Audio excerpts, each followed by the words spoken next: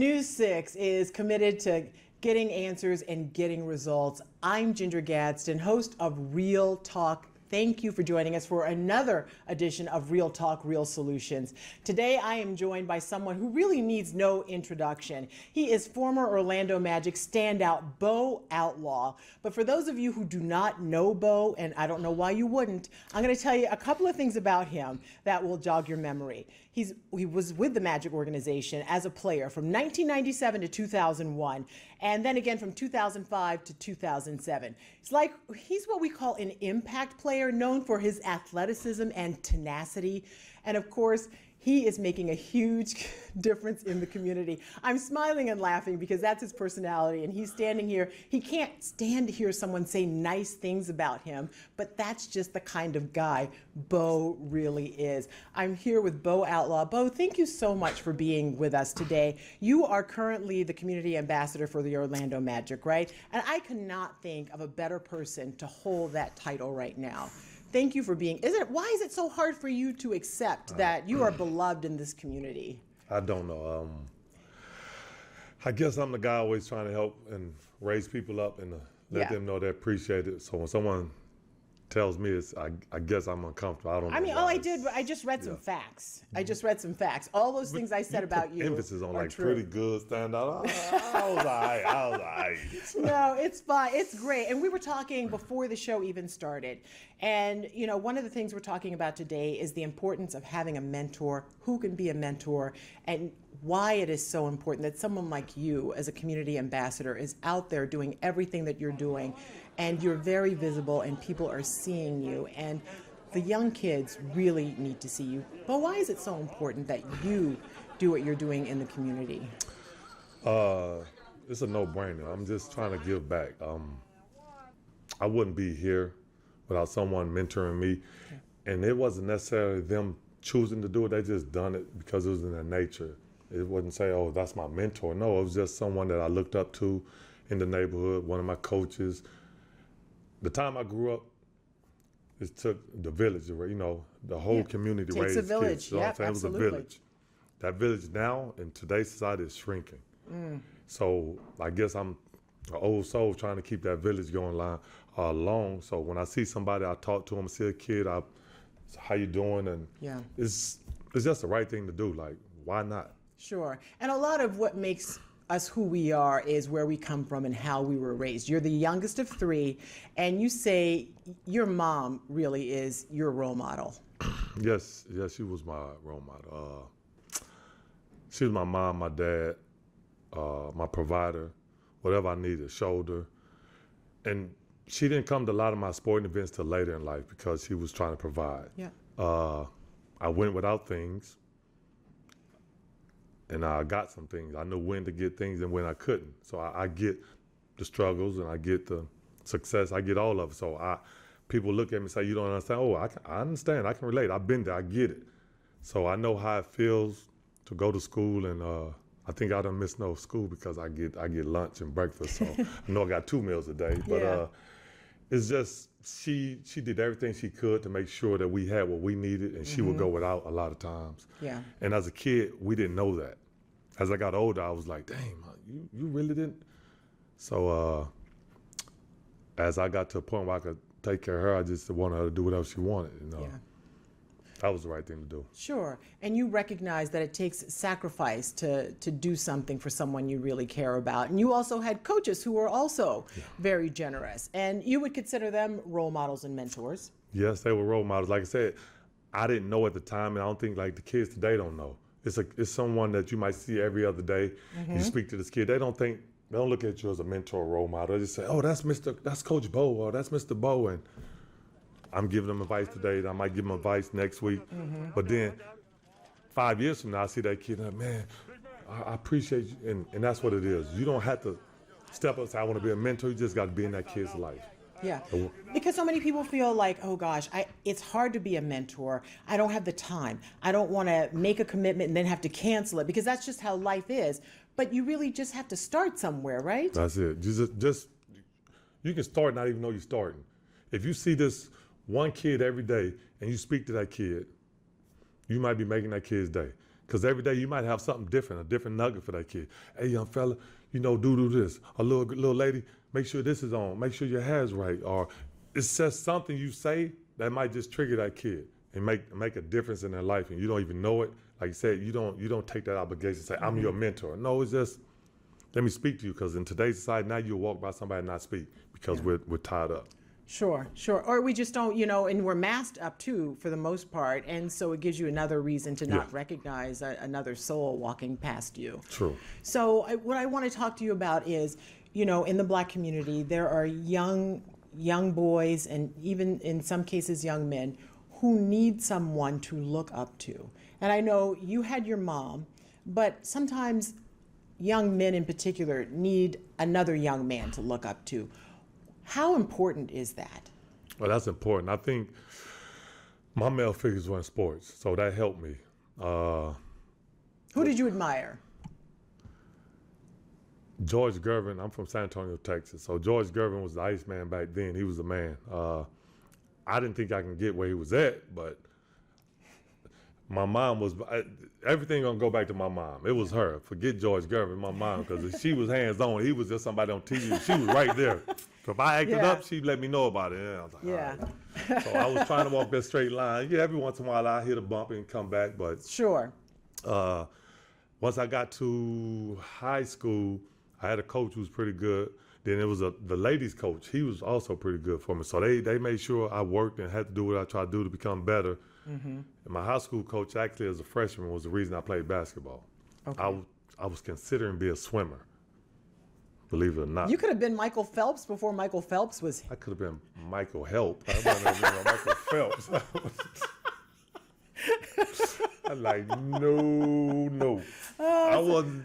I feel like you chose the right thing. I think you chose well. Yeah, it was all right for me. It did me pretty well. So, but like I say, the coach, he told me where I needed to be. Like, I didn't know that at the time. He's like, nah, you might want to go play in basketball. Okay, I'm in the basketball line. That's what it was. And not that I didn't play in middle school, but that's the only thing I played in high school, because he was like, yeah, you're in the wrong line, go play basketball. And I played basketball. Even though I barely made the team my freshman year, I'm like, all right, like, you told me come over and I'll make the B team? Yeah. But that's not why you were there. And I was okay. I had no problem working because my mom was a worker. So working was no problem for me.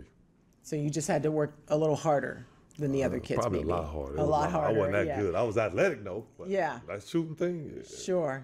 But you did it. I mean, you did it. Yes. You obviously know if you put in the work, then you can get the end result, right? Yes. And so what is it that you say to, because you speak all over and you talk to different groups of people. What is your message that you, at the end of the day, you always want the young people to hear? I think it's effort and appreciation. Appreciate what you have. Don't try to look past what you got, because everyone's always trying to go for the next big thing. Oh, I want to get that. Well, all right, it's a couple of steps you got to take to get there. So what you have in your hand right now, appreciate that. Take advantage of it, because it's going to grow. It's like a plant or like a tree. It's a process, but you're going to have to work. But just you put in the work, you're going to really appreciate it, because you know you did it. If someone give you something, you don't appreciate it. Perfect example, if I came up to you and gave you a cell phone, you're not going to really appreciate it as much if you purchased that cell phone yourself. Sure. You put your time and effort to raise the money to buy that. Man, this is my hard money. I earned this. Now, if someone give you something, take it for granted, because you can say, oh, I can get another one from them. Yeah. So just appreciate and put in the work. And that's my message, man. Just appreciate. I'm a big appreciation guy. Appreciate, and work. And so as you go out in the community and you express that, because most people want instant gratification, and you have been who you are for more than a minute now. You're not like an overnight success. People like to say, oh, somebody's an overnight success. And I'm like, well, that was a long night. That night. I'm a success. No, but you have to explain to, some of the younger people who might need that, because we're in a TikTok world now, right? Where everything, I want success in a minute or less. Yes, and I want it to be catchy and I want TikTok, it to look flashy. Instagram, you want instant success. So everyone, this generation, they look on social media and see people who are famous, and they want that same success instantly, and it doesn't happen, man. Those people who are social media influencers, they were not that big their whole life. They did their work as well, but all you see is the end result. But the same thing, your professional news anchors, athletes, musicians, what do we all see? The end result. That's what we see TV. We see TV, we see TV. They didn't see the grind that you had to go through to get to where you are. The hurdles you have to jump, the loops you have to go through. So in the world we live in, that's kind of how it's set up for the kids. All they see is success. Yeah. They don't see the road, how they got there, unless you look at a special, 30 for 30. There's no news special. Say, how did this news anchor get to where they were? They don't have that.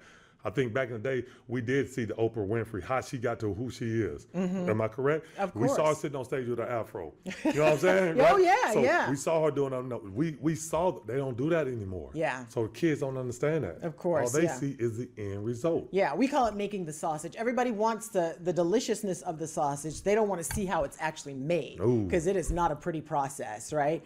Okay, so is there anything you're working on now that we should know about as a community? What's your next big project? If it's a secret, you can keep it a secret, but we're going to get it out of you eventually. It's just so many things. My big project is holidays. Trying to bring comfort to people. Just try to help many people as I can, because the holidays is supposed to be enjoyment, and everyone's not going to enjoy.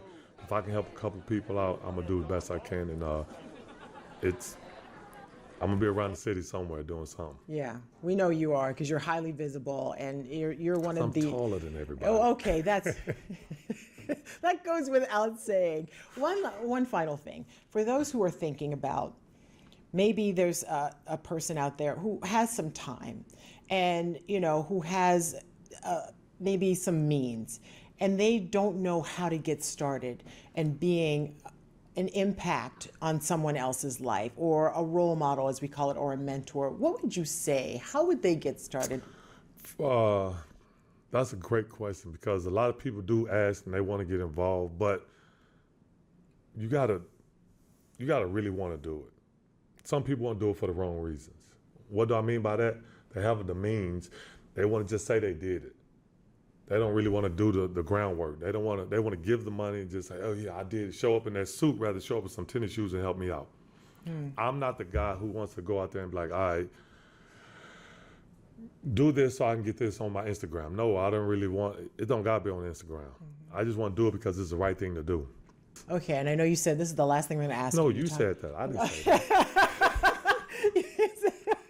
I didn't say that. You wanted this interview. I know. Okay. So you say you're a holiday guy, and we are getting into the midst of the holidays right now.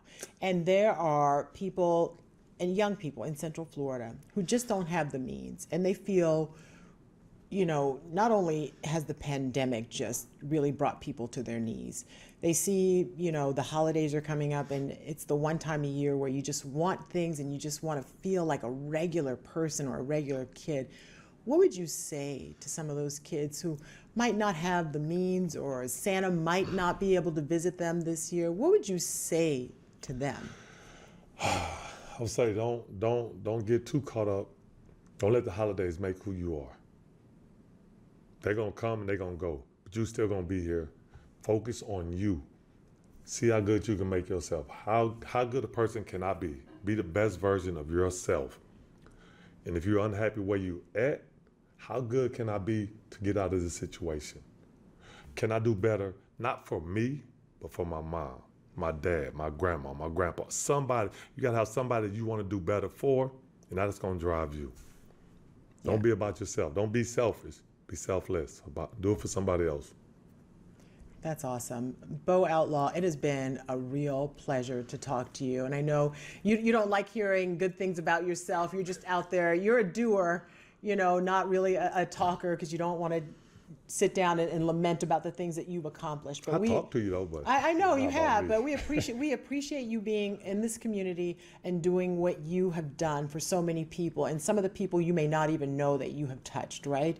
And so we appreciate that, because on this end we see what happens to people who don't have people like you to look up to, and it means so much to have someone who is strong and rooted and just so sure of what their mission is. And I don't know if I've met anyone so far as sure as what their mission is as you are right now. You are a community guy. No, I appreciate that. I appreciate you because you make our lives easier and you help make this community a better community. So, Bo Outlaw, we're going to have you back because I heard that you bake.